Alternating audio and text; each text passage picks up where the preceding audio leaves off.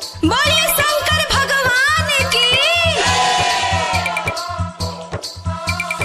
बोलो बोलो बाबा गरीबनाथ की। बोलिए बोलो देवघर वाले बाबा की। बोलिए शंकर भगवान की। बोलो बोलो बाबा गरीबनाथ की। Singing by Satyam Singham। सुन रे मिट्टा गाजा चीलम में भर पीते पीते जब देवघर। सुन रे मिट्टा गाजा चीलम में भर पीते पीते जब देवघर। मरक के दम पहले मुड़ा बनेबै, मरक के दम पहले मुड़ा बनेबै, तब जाके हम चढ़ेबै जल। सुन रे मिट्टा गाजा चीलम में भर पीते पीते जब देवघर। सुन रे मिट्टा गाजा चीलम में भर पीते पीते जब देवघर। सुन रे मिट्टा गाजा चीलम में भर पीते पीते जब देवघर। मरक के दम पहले मुड़ा बनेबै, मरक के दम पहले मुड़ा बनेबै, तब जाके हम चढ़ेबै जल। सुन रे मिट्टा गाजा चीलम में भर पीते पीते जब देवघर।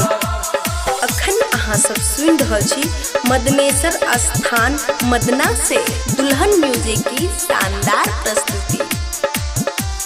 डीजे गुड्डू राज, डीजे गुड्डू राज मधुबनी, मधुबनी।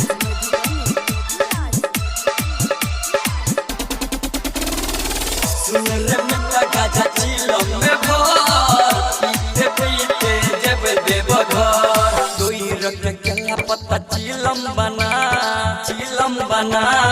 दोई रख केला पत्ता चीलम बना, बेरा बेरी सब पीबे करी हने माना।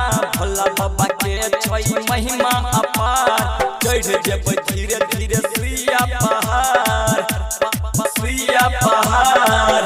सुन रे मिट्टा गाजा चीलम में भर पीते पीते जब देवघर। मरक के दम पहले मुड़ा बनेबै, मरक के दम पहले मुड़ा बनेबै, तब जाके हम चढ़ेबै जल। सुन रे मिट्टा गाजा चीलम में भर पीते पीते जब देवघर। अखन अहाँ सब सुनि रहल छी मदनेश्वर स्थान मदना से दुल्हन म्यूजिक की शानदार प्रस्तुति। डीजे गुड्डू राज, डीजे गुड्डू राज मधुबनी, मधुबनी।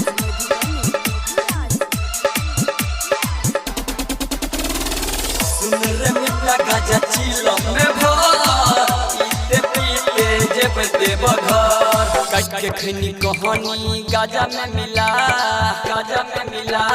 कट के खनी कहानी गाजा में मिला, भ गेल तोरा तो हमरो पिला। राइटर कमल से कहे बोल बम बम, तू बड़ी महाजा सुन रे छोरा सत्यम, सुन रे छोरा सत्यम। सुन रो मिट्टा गाजा चीलम में भर